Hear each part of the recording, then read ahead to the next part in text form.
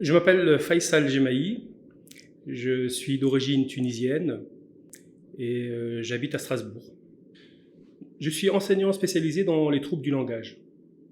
Alors, je suis né musulman, mais c'est vrai que dans mon enfance et mon adolescence, je ne pratiquais pas la religion, mais c'est vers l'âge de 20 ans que j'ai connu l'islam, le vrai islam en fait. Dès que je me suis intéressé un peu plus près à ma religion, c'est là où j'ai connu la Jamaat.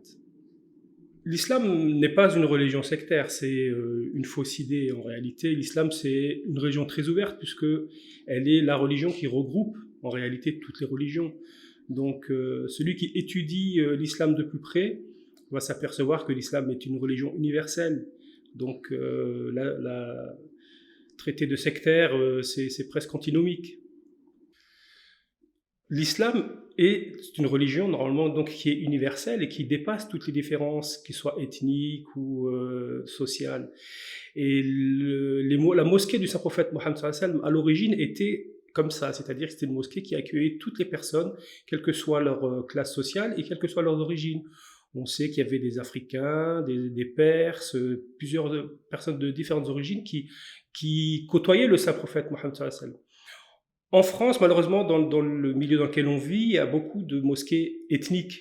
Et ça, malheureusement, c'est un peu dommage pour l'image de l'islam.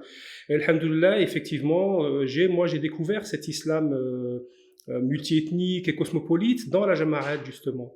Et c'est vraiment des moments très réconfortants parce qu'on a l'impression de vivre cette époque du Saint-Prophète, justement, où les différences n'existaient pas.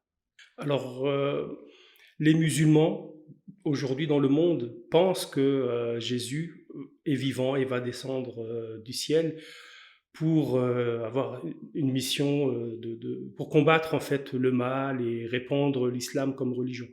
Cette vision, elle est complètement à l'encontre de la logique et aussi des versets du Saint-Coran qui nous ont clairement montré que Jésus, Isa alayhi salam, était décédé. D'ailleurs, moi, quand j'ai commencé à devenir vraiment un vrai musulman, ma première quête, c'était une quête de logique aussi et de adéquation avec la science. Et c'est ce que j'ai découvert dans la Jamaat rapidement.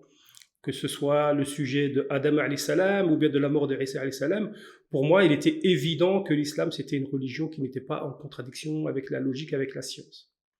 Les concepts de tolérance et de rationalité et d'attachement à la foi, bien sûr, ils viennent de l'islam en lui-même, c'est-à-dire ce qui est écrit dans le Saint-Coran et ce que nous a enseigné le Saint-Prophète Mohammed sallallahu alayhi wa sallam.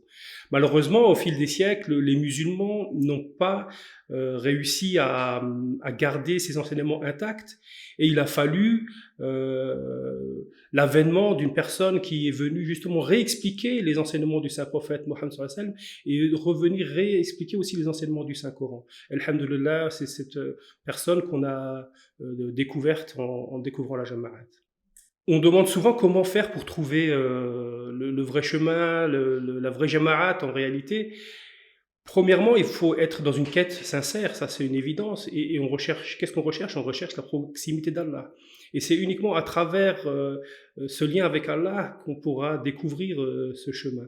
Après, effectivement, il faut aussi approfondir ses connaissances et être ouvert aux discussions et essayer toujours de se remettre à l'époque du Saint-Prophète Mohammed sallallahu alayhi wa sallam, en se demandant si on avait rencontré une personne qui nous avait enjoint de suivre un chemin, comment on aurait réagi à cette époque-là et quelle aurait été notre réaction, comment on aurait fait. Et il faut qu'on se mette dans ce personnage un peu des compagnons de l'époque.